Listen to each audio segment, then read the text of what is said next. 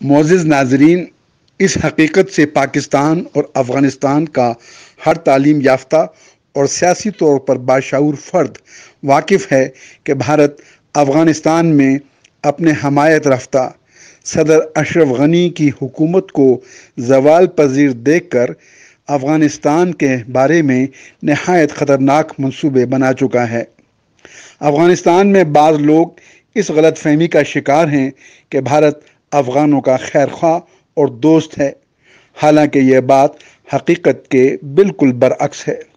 भारत बज़ाहिर तो तालिबान के साथ अपने ताल्लुकात सुधारने के लिए बातचीत भी कर रहा है, मगर दूसरी सिमत भारत अफ़गानिस्तान में खून खराबे की सूरत हाल को न सिर्फ बरकरार रखना चाहता है बल्कि इसको मज़ीद ख़तरनाक बनाने की मनसूबाबंदी भी कर रहा है।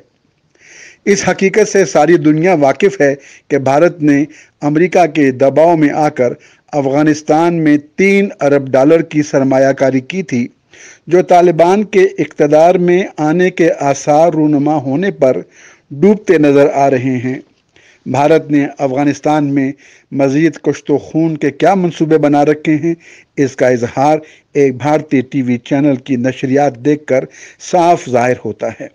भारतीय टीवी ने अफ़गानिस्तान की मौजूदा सूरत हाल पर एक तफसीली रिपोर्ट में कहा है,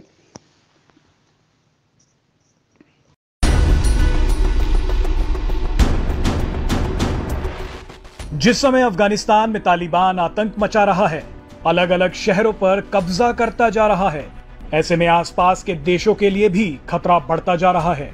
हाल ही में तालिबान के नेताओं ने चीन के नुमाइंदों से मुलाकात की। ये मुलाकात आने वाले खतरे को साफ दिखाती है। अफगानिस्तान में लगातार बिगड़ती स्थिति को नियंत्रण में लाने के लिए भारत भी नए नए रास्ते तलाश रहा है। इसी क्रम में भारत ने भी एक अहम मुलाकात ईरान से की है। ये मुलाकात कितनी खास है वो आप इन तस्वीरों को देखकर समझ सकते हैं। भारत के विदेश मंत्री एस जयशंकर ने ईरान के नए राष्ट्रपति इब्राहिम रईसी से मुलाकात की। लगभग 1 महीने में दोनों नेताओं की ये दूसरी बड़ी बैठक थी। इससे पहले एस जयशंकर ने रूस जाते क्रम में ईरान की राजधानी में रुककर रईसी से जुलाई के महीने में मुलाकात की थी। इस मुलाकात के बारे में जयशंकर ने ट्वीट कर जानकारी दी। उन्होंने लिखा, राष्ट्रपति इब्राहिम रईसी के पद संभालने के बाद उनसे आत्मीय भेंट की। प्रधानमंत्री नरेंद्र मोदी की ओर से व्यक्तिगत रूप से दी गई शुभकामनाओं से उन्हें अवगत कराया। ये मुलाकात क्यों इतनी खास है, आइए इस वीडियो में जानते हैं। भारत और ईरान के ऐतिहासिक तौर पर अच्छे रिश्ते रहे हैं। अमेरिका की सैंक्शंस लगने से पहले भारत के तेल आयात का एक बड़ा हिस्सा ईरान से ही आता था। ऐसा माना जा रहा है कि अमेरिका में सत्ता बदलने के बाद ईरान पर लगे कड़े आर्थिक प्रतिबंधों में कुछ ढील दी जा सकती है। भारत इसी मौके के इंतजार में है ताकि वो फिर से ईरान से तेल खरीद सके। वहीं रणनीतिक रूप से बेहद अहम माने जा रहे चाबहार पोर्ट का संचालन जल्द से जल्द कैसे शुरू किया जाए, इस बात की भी संभावनाएं तलाशी गई। इसके अलावा इस मुलाकात का सबसे जरूरी हिस्सा ये भी था कि अफगानिस्तान में बेलगाम होते तालिबान पर किस तरह से नकेल कसी जाए। दरअसल अफगानिस्तान में तालिबान को जब से पाकिस्तान और चीन का खुले तौर पर समर्थन मिला है, तब से स्थिति बदतर हो गई है। आपको याद दिला दें कि भारत और ईरान दोनों ही तालिबान के आतंक को झेल चुके हैं। भारत की बात करें तो तालिबान ने पाकिस्तान के साथ मिलकर कश्मीर घाटी में जिहाद को बढ़ावा दिया। सिर्फ यही नहीं, 1999 में तालिबान ने जैश ए मोहम्मद के आतंकियों को शरण दी थी। इन आतंकियों ने भारतीय विमान को कांधार में हाईजैक कर रखा था। अब वहीं अगर बात करें ईरान की, तो उसने भी तालिबान के आतंक को झेला है। ईरान एक शिया बहुल देश है, वहीं तालिबान कट्टर सुन्नी विचारधारा को मानता है। तालिबान के आतंकियों ने अफगानिस्तान में रह रहे शिया मुसलमानों का उत्पीड़न किया, जिसकी वजह से बड़ी संख्या में लोग ईरान भाग गए थे। अब यही स्थिति दोबारा लौट आई है, क्योंकि अमेरिका के अफगानिस्तान से निकलते ही तालिबान ने फिर से अपने मंसूबे साफ कर दिए हैं। भारत और ईरान की ये मुलाकात इसलिए भी अहम हो जाती है क्योंकि सुस्त पड़ चुके चाबहार पोर्ट भारत के लिए सुरक्षा और सामरिक दृष्टि से बेहद अहम है। गिलगिट बाल्टिस्तान पर पाकिस्तान के अवैध कब्जे की वजह से भारत अभी अफगानिस्तान से सीधे तौर पर व्यापार नहीं कर पाता है और न ही जमीन के रास्ते सीधे तौर पर कोई मदद पहुंचा पाता है। बस इसी का नाजायज फायदा पाकिस्तान उठाता है। अफगानिस्तान की पाकिस्तान पर निर्भरता को तोड़ने के लिए चाबहार पोर्ट भारत के लिए बेहद खास बन जाता है। आपको याद होगा कि कुछ साल पहले जब चाबहार पोर्ट का काम शुरू हुआ था, तब भारत ने गेहूं की एक बड़ी खेप चाबहार पोर्ट के जरिए अफगानिस्तान को भेजी थी। ये एक बड़ा संदेश था पाकिस्तान को, जो अब तक अफगानिस्तान को गेहूं बेचता था। अफगानिस्तान में स्थिति सामान्य हो तो भारत और ईरान दोनों को ही फायदा होगा। इससे पहले पाकिस्तान और चीन तालिबान के साथ मिलकर स्थिति को और खराब करे, उससे पहले ही भारत और ईरान को जल्द ही कुछ ठोस कदम उठाने होंगे। ईरान और भारत की इस मुलाकात के क्या मायने हैं, आइए समझते हैं हमारे संवाददाता सिद्धांत सिब्बल से।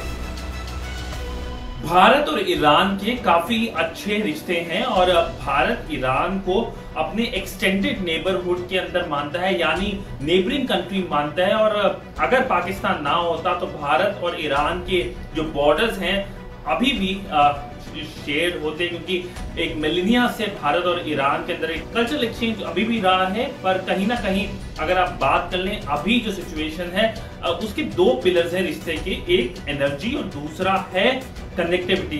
कनेक्टिविटी की बात कर लें तो भारत ने इन्वेस्ट करा है, वहां पे एक पोर्ट है चाबहार पोर्ट, वहां की जो बलूचिस्तान प्रोविंस है, सिस्तान बलूचिस्तान प्रोविंस है, उसके अंदर ये एक पोर्ट है। और उस पोर्ट से भारत अफगानिस्तान तक अपने जो गुड्स है वो भेज रहा है, ह्यूमैनिटेरियन एड भेज चुका है। इसके अलावा चाबहार पोर्ट सेंट्रल एशिया के लिए भारत के लिए कनेक्टिविटी का जरिया बन रहा है।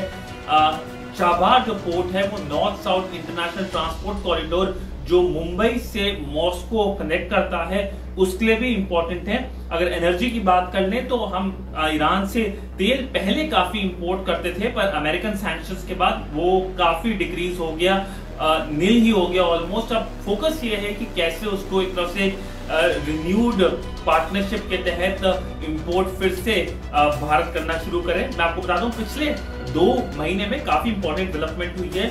ईरान में सत्ता परिवर्तन हुआ है, नए प्रेसिडेंट आए हैं और मैं आपको बता दूं कि भारत के एक्सटर्नल अफेयर्स मिनिस्टर ईरान इस 2 महीने के अंतराल में 2 बार गए हैं। External affairs minister doctor S Jaishankar इस महीने की स्टार्टिंग में 5 तारीख को ईरान के नए प्रेसिडेंट ने एक तरफ से जो उनकी स्वेरिंग इन सेरेमनी हुई थी उसमें भारत के एक्सटर्नल अफेयर्स मिनिस्टर ने शिरकत किया था।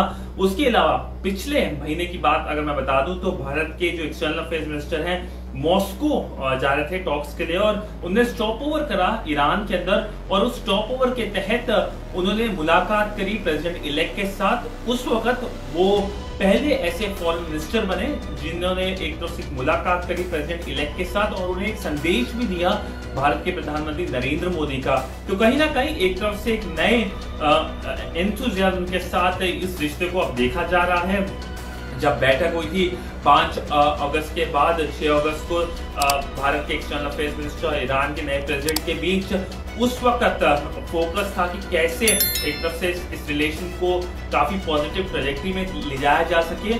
इसके अलावा अफगानिस्तान एक बड़ा मसला था क्योंकि अफगानिस्तान को लेकर दोनों भारत और ईरान चिंतित हैं और कहीं ना कहीं फोकस है कि कैसे सिचुएशन को स्टेबलाइज करा जाए, कैसे वहां पे स्टेबिलिटी लाई जा सके और इसको लेकर भी दोनों देशों के बीच में बातचीत होती रहती है।